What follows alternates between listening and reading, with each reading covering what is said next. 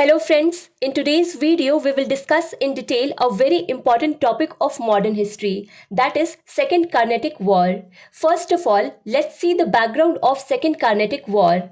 During the rule of Mughal Emperor Aurangzeb, Mughal Empire was at its peak. The Mughal flag was waving all over the country. For the administration of such a large empire, he had appointed his governors in many provinces, and the areas around these provinces were called Suba. Those Subas used to have sub-governors, or say deputy governors, who used to report to the governors of the provinces. But Mughal Emperor Aurangzeb died in 1707 and the Mughal Empire faltered. Seeing the weakening of the Mughal Empire, the governors of many provinces declared themselves as the Nizam of the province. Such states are also known as successor states. One such successor state was Hyderabad, whose governor declared himself the Nizam of Hyderabad in 1724 and took the title of Nizam al-Mulk Asaf Jah I. There were other subas around Hyderabad on which deputy governors were appointed during the Mughal period and who used to report to Asaf Jah I.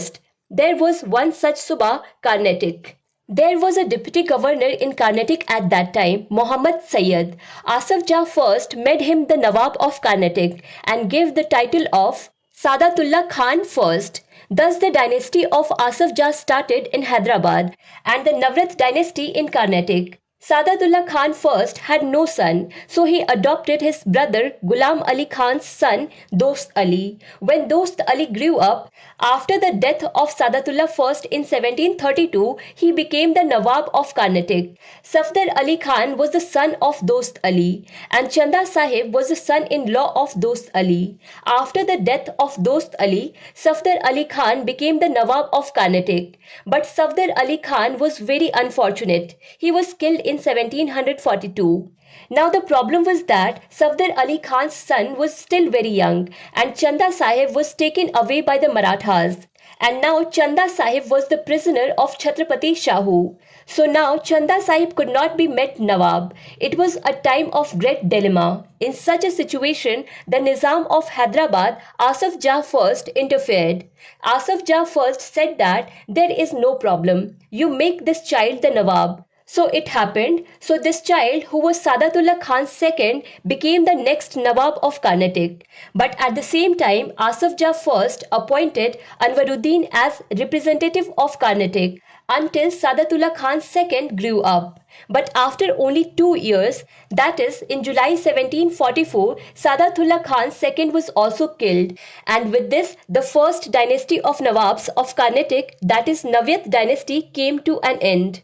So now there was no option left. That's why Anwaruddin was appointed as Nawab of Carnatic. We saw in the previous video that during the First Carnatic War in 1746, on the banks of the Adyar River, a small detachment of French East India Company, in which there will be only 1,000 soldiers, they badly chased 10,000 army of Anwaruddin. This battle is also called Battle of Adyar or Battle of Santhom. It had opened the eyes of Anwaruddin. Anwaruddin had understood that he alone cannot mess with European power. One of their soldiers is more than 10. Now in this background, Chanda Sahib was released from the captivity of Marathas. When Chanda Sahib came to know that Anwaruddin has now been made the Nawab of Carnatic, he was shocked because according to Chanda Sahib, he was the only successor of the Navyat dynasty. So now Chanda Sahib wanted to remove Anwaruddin and become the Nawab of Carnatic himself. So Chanda Sahib joined hands with the enemy of Anwaruddin and the governor of the French East India Company, Dupleix. But at the same time, another issue arose. In June 1748, Asaf Jah I died. That means now the Nizam's chair was vacant in Hyderabad and there were two claimants to this chair, Nasir Jung and Muzaffar Jung. Muzaffar Jung was the grandson of Asaf Jah I. Basically, Asaf Jah I was maternal grandfather of Muzaffar Jung and Nasir Jung was son of Asaf Jah I. So Nasir Jung was maternal uncle of Muzaffar Jung. If seen, because Nasir Jung was son of Asaf Jah I, that's why he should have become the Nizam. But the problem was that in 1741, Nasir Jung tried to kill Asaf Jah I. But Asaf Jah I beat him and made him run away. That is why Asaf Jah first had made his grandson Muzaffar Jung his successor. But Nasir Jung could not tolerate this. How could he allow this to happen, that his nephew would become Nizam while he was alive? That's why both Muzaffar Jung and Nasir Jung were face to face. On the other side, Anwaruddin, who was the Nawab of Carnatic, supported Nasir Jung. So for Muzaffar Jung, Anwaruddin was no less than an enemy. That's why Nasir Jung and Anwaruddin came on one side and Muzaffar Jung was on the other side. And Chanda Sahib was already roaming around searching for Anwaruddin's enemies. That's why he came with Muzaffar Jung. Apart from this, we just saw that Chanda Sahib had already joined hands with the French East India Company. So in this way, Chanda Sahib, Muzaffar Jung and the French East India Company became a team. And on the other side, Anwaruddin and Nasir Jung were there. They also took the British East India Company to their side, who were the enemy of the French East India Company. Now there was bound to be a clash between these two groups. So now all preparations have been done for Second Carnatic War.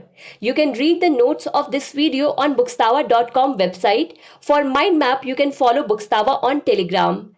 To understand Indian history and Indian polity in detail, do follow Bookstawa playlist. Link is given in the description box. Thank you for watching Bookstawa.